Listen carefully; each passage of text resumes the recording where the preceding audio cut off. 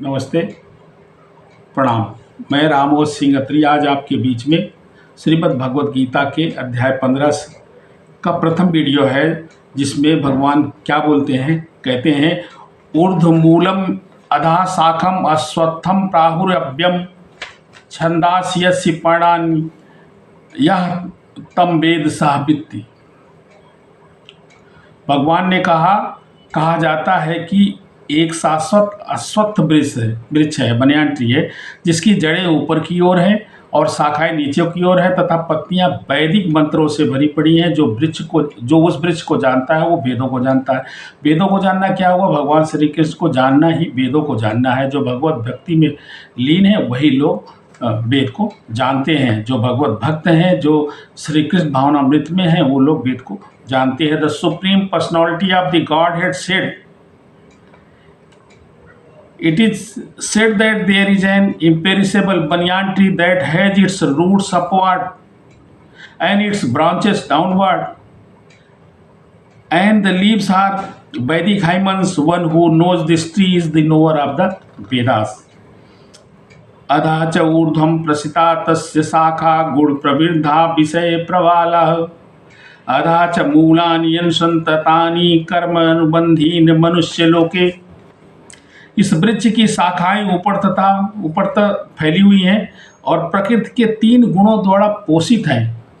भाई, किसी भी वृक्ष को पानी देते हैं, पोषित करते हैं, तभी तो वृक्ष बढ़ता है।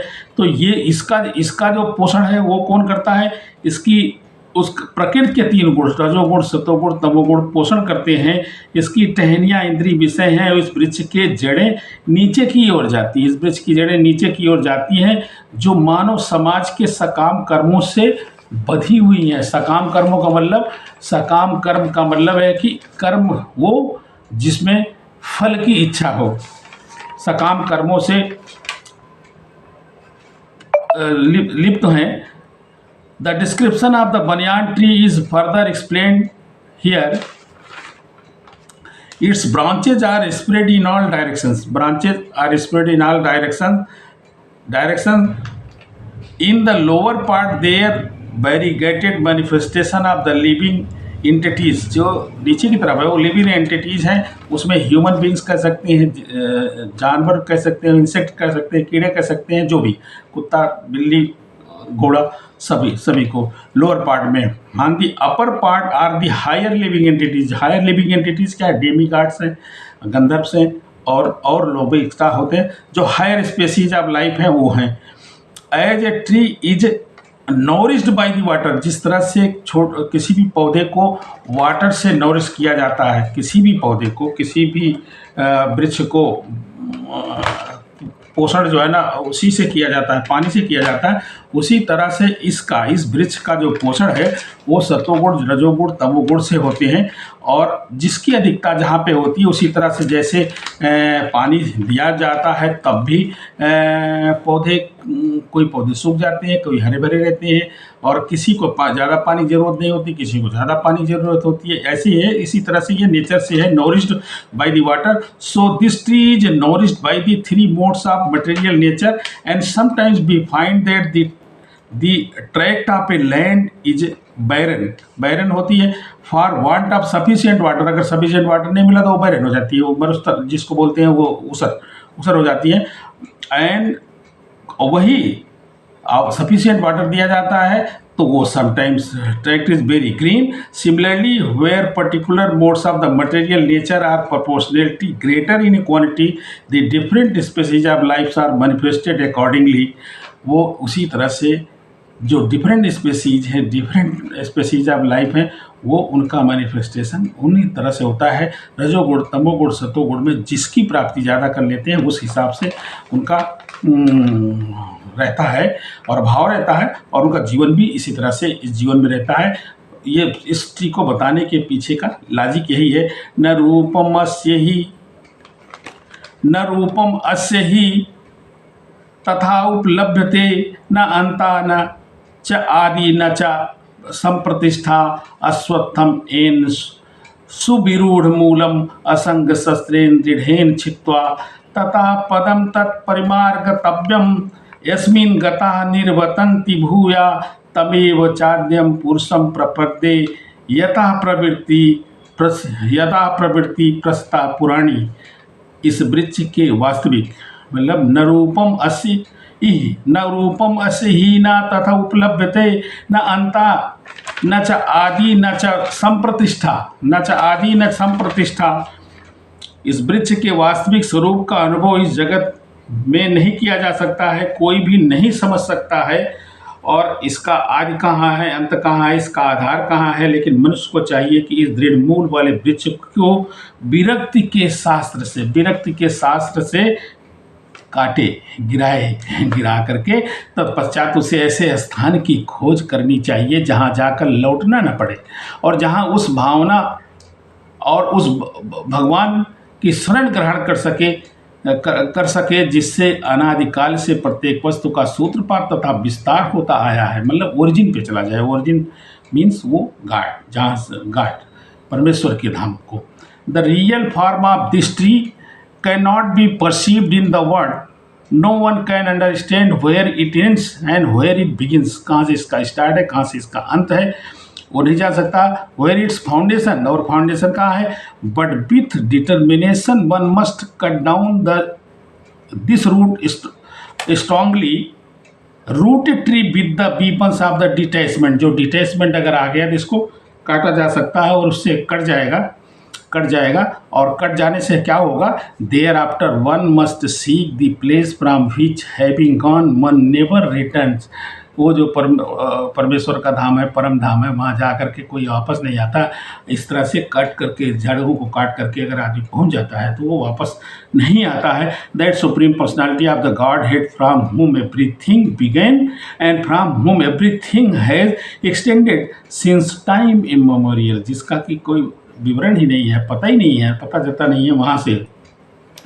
निर्माण मोहाजित संग दोषाध्यात्म नित्या विनिवृत्त कामा द्वंद्वैर्विमुक्ता सुख दुख संगैर्गच्छन्त्य मूढ़ा पदम अभ्यम तत्। जो झूठी प्रतिष्ठा, एकदम झूठी प्रतिष्ठा, मतलब those who are free from false prestige illusion and false association. जो झूठी प्रतिष्ठा, मोह तथा संस्कृति से मुक्त हैं, जो शाश्वत तत्व को समझते हैं, जिन्होंने भौतिक काम को नष्ट कर दिया है, भौतिक काम फिजिकल जो रिक्वायरमेंट्स हैं इनको नष्ट कर दिया है, जो सुख तथा दुख के द्वंद्व से मुक्त हैं और जो मोह रहित होकर के परम पुरुष के शरणागत होना चाहते हैं, वह इस शाश्वत राज्य को प्राप्त कर सकते हैं। मिथ्या अहंकार से मोहित होना उसी तरह से है जिस तरह से कि मटेरियल वर्ल्ड में अपने आप को रखना, अब उसके आदि बनना। Those who are free from false prestige illusion and false association who understand the eternal who are done with the material lust. Who are done with the material lust का मतलब जो मटेरियल लस्ट से वापस हो गए, बाहर हो गए। who are freed from the dualities of the happiness and the distress, and who can bewilder know how to surrender unto the supreme personality। जो सुप्रीम पर्सन है उस पर कैसे अपने आप को अर्पित कर दे, मीन दैट इटर्नल किंगडम, और उस इटर्नल किंगडम पे पहुंच जाए। उस इटर्नल किंगडम में पहुंच जाएंगे जो भगवत धाम के नाम से जाना जाता है। And who can surrender, one who is free from delusion, caused by the pride, and he can begin the process of the surrender. जो डिल्यूजन जो काज्ड हो रहा है, प्राइड से हो रहा है, उसको जिसने काट दिया और काट करके सरेंडर कर सकता है। वो सरेंडर कर लिया, जिसका मतलब है कि वो पहुंच ही जाएगा।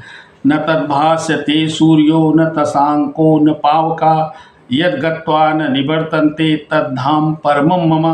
यहाँ पे भगवान कहते हैं कि यह मेरा परम धाम न तो सूर्य और चंद्र के द्वारा प्रकाशित होता है और न ही अग्नि और बिजली से वहाँ कुछ अग्नि या रोशनी पैदा होती है। जो लोग वहाँ पहुँच जाते हैं वह इस भौतिक जगत में फिर से लौट कर नहीं आते हैं। जो उस धाम में पहुँच जाते हैं वो लौट करके नहीं आते हैं, जिसको कहते हैं मुक्ति। That supreme abode of mind is not the illumined, that supreme That supreme abode of mind is not illumined by the sun or the moon, nor by the fire and electricity. Electricity को वो लोग सोचते हैं हमें electricity अभी से है, electricity तो बहुत ज़माने से ही है, पता है, सबको पता है। जब बिजली कड़कती है, दो बादल टकराती है, करंट पैदा होती है, तो ये तो बहुत ज़माने से ही है, और वह इस भौतिक जगत में फिर से लौट कर नहीं आते हैं। That supreme abode of mind is not illumined by the sun and the moon, nor by the fire and the electricity. Those who reach it never return to this material world. इस material world में दोबारा कभी वापस नहीं आते। As long as living entity is in this dark material world, जो ये dark material world है इसमें है, he is in conditional life. Conditional life जैसे कोई conditional मतलब एक conditional लगा हुआ है कि इस condition पे रहना है, conditional life. But as soon as he reaches the spiritual sky by cutting through the false perverted tree of this material world, he becomes liberated. Then there is no chance of his coming back to this material world. अगर वो root को काट करके उस world में पहुंच गया तो फिर उसे वापस लौटने की कोई ऐसी संभावना नहीं रहती है। मुक्ति से रिलेटेड है, और ये